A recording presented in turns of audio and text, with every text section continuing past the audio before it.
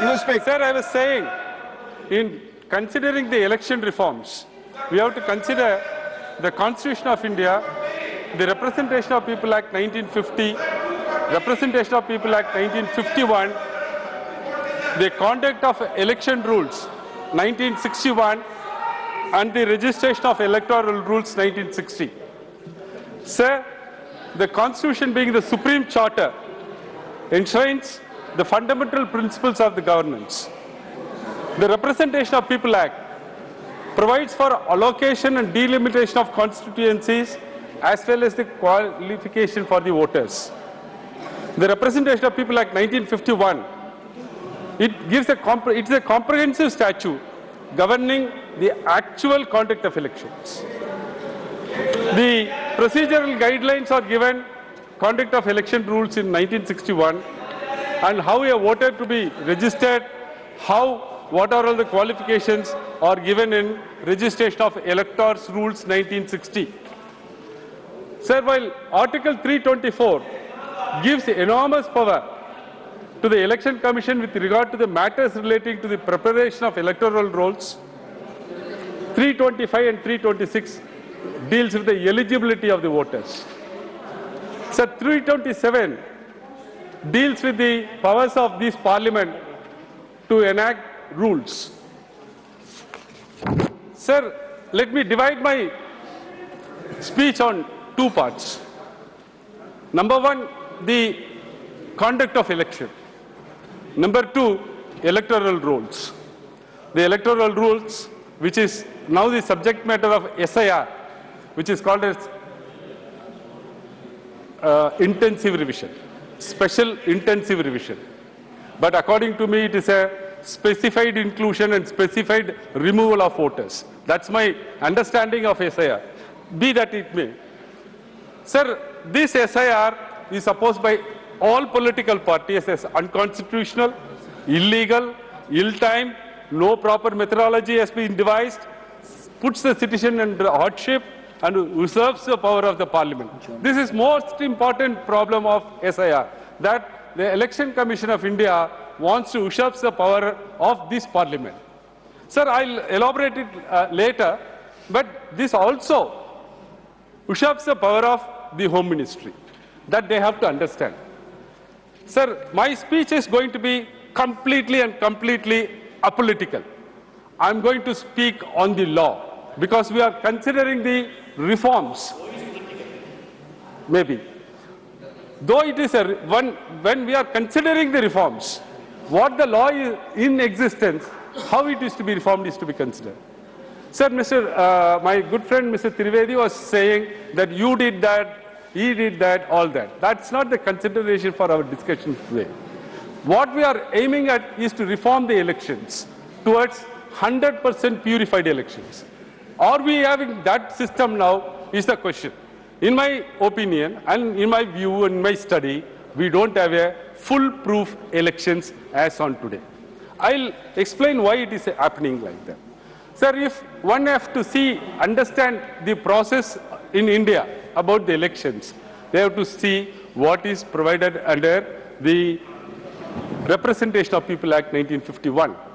Sir, Representation of People Act Section 169 2EE provides like this, that the Parliament can enact rules, the manner of giving and recording of votes by means of voting machines, and the procedure as to voting to be followed at polling station where such machines are used.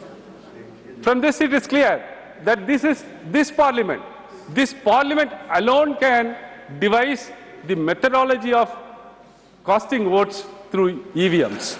But what is happening now, there is a provision under Rule 49A of the Conduct of Election Rules 1961, which was enacted by this Parliament, which needs a serious consideration. Why I am saying that is that it provides that the electronic voting machine shall have a control unit and a balloting unit and shall be of such a design as may be approved by Election Commission.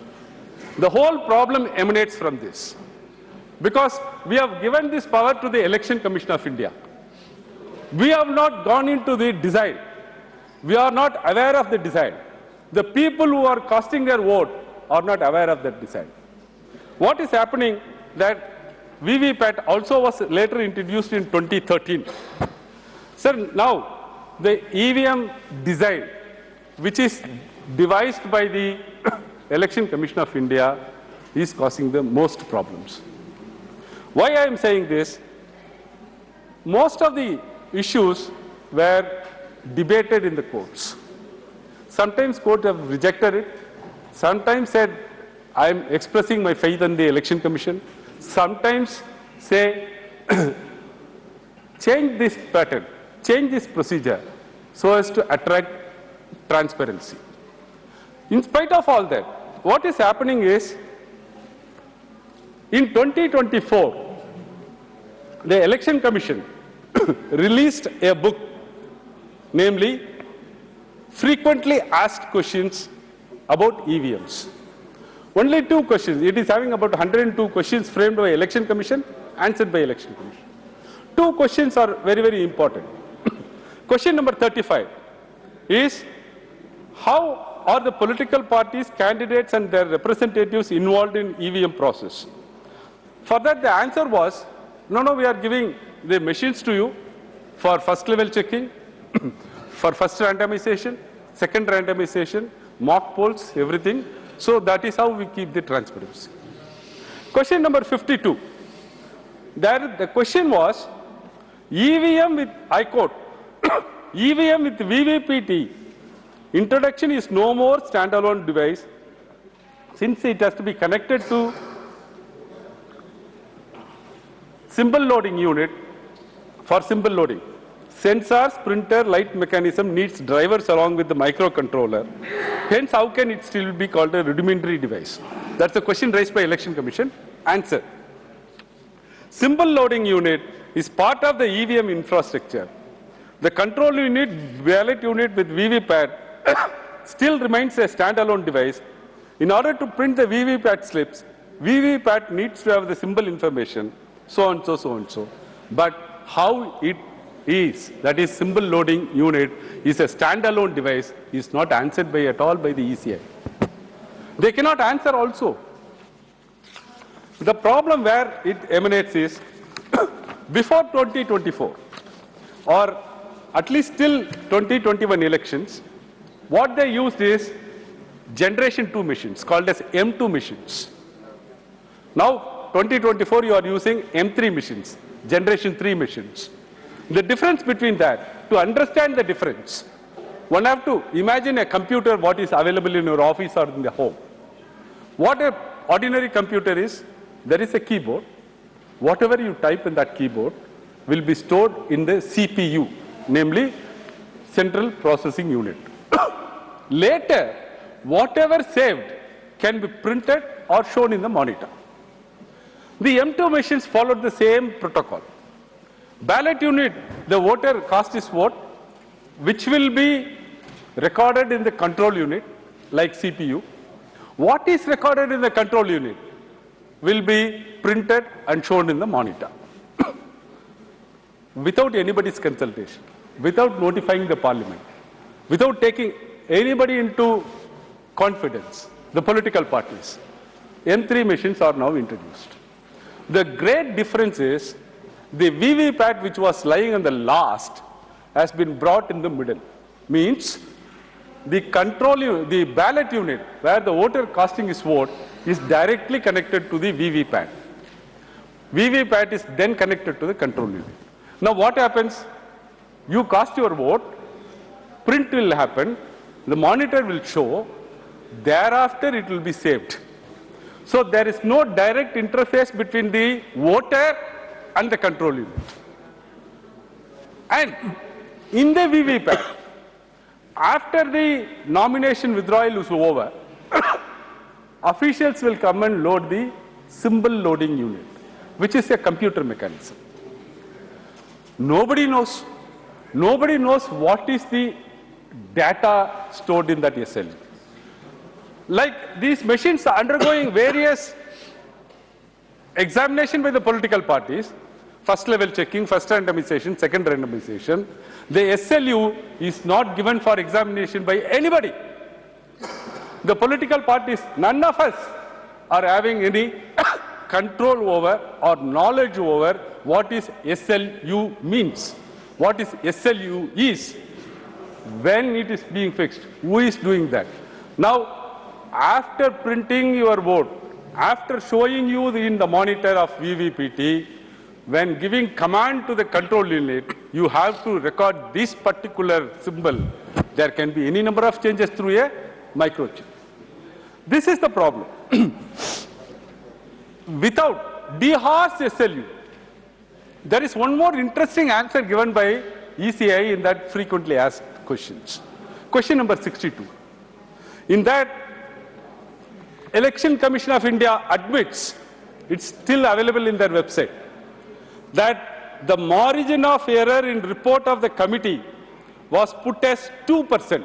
That is, for every elections, there will be 2% error in the counting of votes. Then, while it is true that a 2% margin of error has been considered in the report, but the confidence level considered is also far higher at the rate of 99.993. They have not stopped there. They said it is 4 sigma level. Sir, sigma level in the computer parlance is that the reliability of the machine. 6 sigma level considered to be the perfect. Even 6 sigma level is about 99.99%, not even 100%. 4 sigma level is only 99.3%. That means the reliability of EVM is much higher than 2% of the reliability.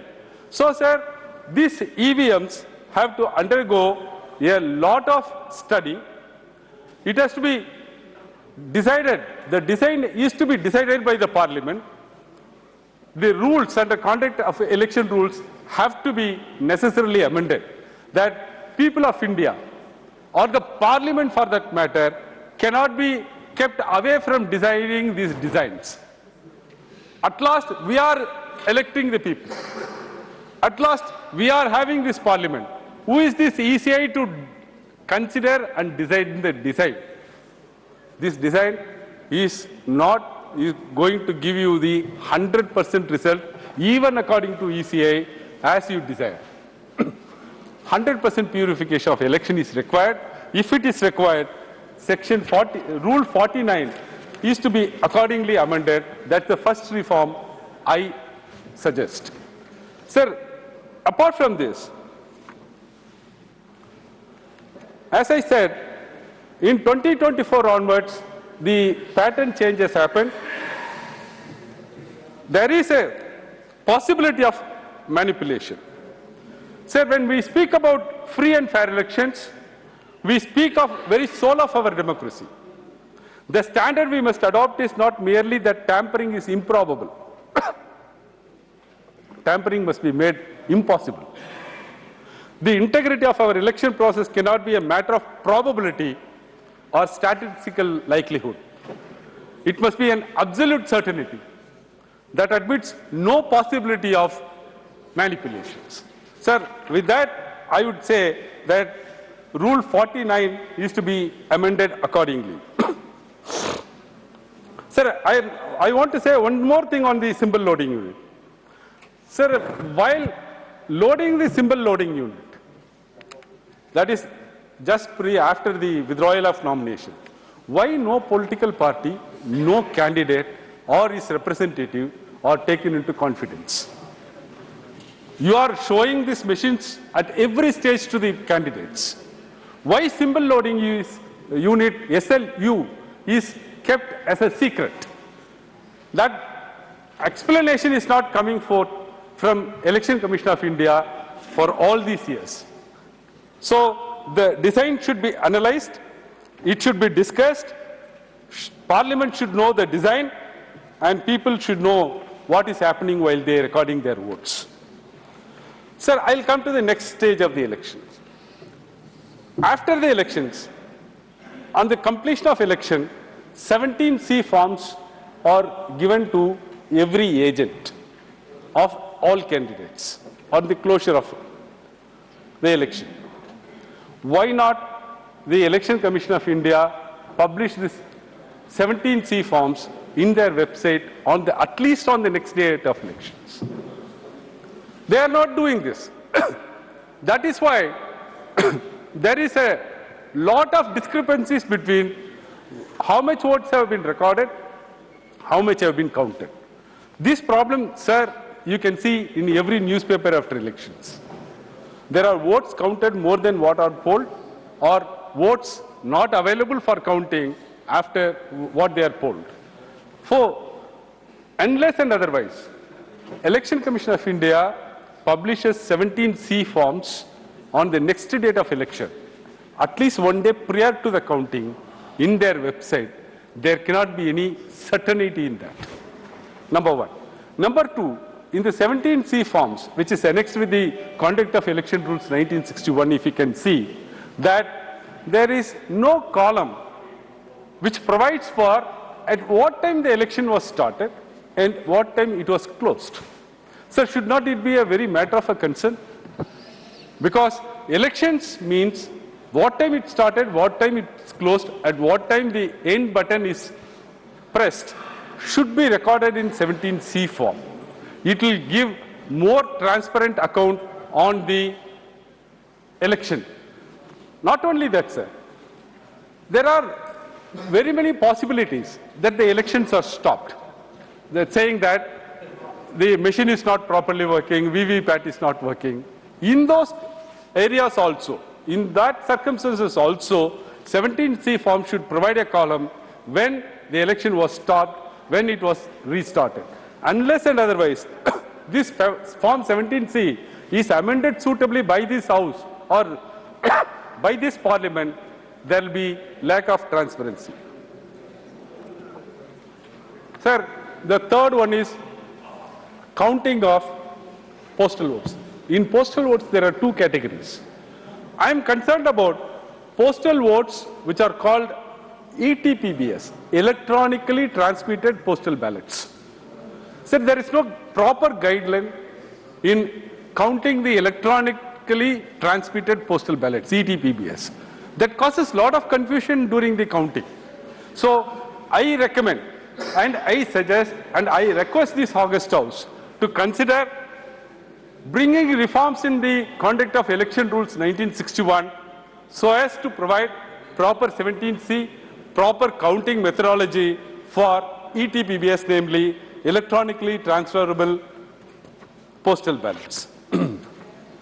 So now coming to the electoral rolls or the SIR. I will give in one sentence or small short sentences what are all the practical difficulties of SIR. Sir, the timeline is unreasonable, BLOs are not equipped, the forms were not printed on time, no monitoring of BLOs and BLA2s, Aadhaar is made mandatory, but ECI implicitly requires the voters to any other document. The difficulties of searching for 2002 and 2005 rolls, mismatch in the old SIRs. Then thereafter, the handwritten SIR forms are being uploaded, digitized. There comes a discrepancy. Self-mapping or progeny mapping are laborious task. Absent, dead, shifted votes are very, very high. Unfortunately, the shifted votes are very, very high in Tamil Nadu. We are apprehending lakhs of votes will be deleted. Sir, the SIR is conducted in monsoon, which makes the job more laborious. But that is a very smaller problem. The bigger problem comes here. I want this Parliament to be careful about ECI. Why? Because in one of the affidavit, which I happened to read, Election Commission of India informs the Supreme Court, saying that, I quote, sir, it's a very serious concern. It is submitted that no parliamentary law can host the jurisdiction of ECA. This is what ECA says in the Supreme Court. No parliamentary law can host the jurisdiction of ECA. Then, even with respect to laws framed in the exercise of Article 327, I read it again. Even with respect to the laws framed in the exercise of Article 327, Parliament must give due respect to the plenary powers of ECA. This is what ECA says. Sir, is it not a greater concern to every parliamentarian here? Everybody who is worried about parliamentary democracy should worry about this sentence of ECA. There is one institution wants supremacy over the parliament. Will you allow this? Sir, we have to do an introspection now. Whether men may come, men may go. Today you may have your yes man. Tomorrow if somebody else comes and takes this stand, where will it go? Sir, I say that this is the right time Parliament to rein on the powers of ECI. Yes. You cannot give such a complete freedom to the ECI. Because of that, what they do is they want to check the citizenship of people. What is citizenship? Who is to decide citizenship? It is the Home Ministry to decide. Now they want to check on the citizenship of each of the Indian people. So the law is that, as said by Dr. Ambedkar, the constitutional morality is that there is a presumption over the citizenship of a people. That presumption have to be respected. Now, ECI says, either you be a role in 2002, I will presume you will be the citizen of India, or otherwise, I will ask you documents to be furnished, prove your citizenship. Sir, there are three categories again. If I am born before 1987, I have to give my document alone. If I am born between 87 and 2004, I have to give you one parent's document. If I am born after 2004, I have to give my documents, both of my parents' documents. Sir, let us consider. Now, there are so many children who are called single parent children. Where will they go? There are transgenders who are thrown out of the houses. Where they will go to give these documents? Yes. Have we analyzed these social problems in enumerating the voters? Number one, very curiously, sir, in 12 states, they say as 13th document, if you are a voter on 1/7/2025 and voted in Bihar in November, you can become a voter in any other state. How can it be possible, sir? One of the conditions to become a voter, you should be an ordinary resident of that constituency. Yes. How can a member who was a voter, who was an ordinary resident of Bihar on 1/7/2025, can become a voter in any other state within 3 months? How can the Election Commission of India can put such a condition? So that is why every political party, of course except AIADMK, opposes this SIR. Yes. As it is unconstitutional. Sir, why it is unconstitutional? You are usurping the powers of Home Ministry and the Union Government of India. You are usurping the powers of the Parliament. You are usurping the powers of the courts. Yes? Are you not opposing? No discussion between you. You have taken his name. I will do that, sir. Sir, why does he speaking, sir? Please. He is speaking, sir. The time Please. is going. No, not going on. Time is going. Please, Sir, give him some more time. Sir, now Some more time for the him. questions are, Some more time for him. This the is not questions time are, for him to interrupt. He can't whether this government approves the stand of ECI, that the Parliament is having no power to use the jurisdiction of ECI, whether this government is going to empower the ECI to decide the citizenship of our people, irrespective of the fact no such power is vested with the ECI, whether this government is going to confer untrammeled powers to the ECI, which one day will destroy you.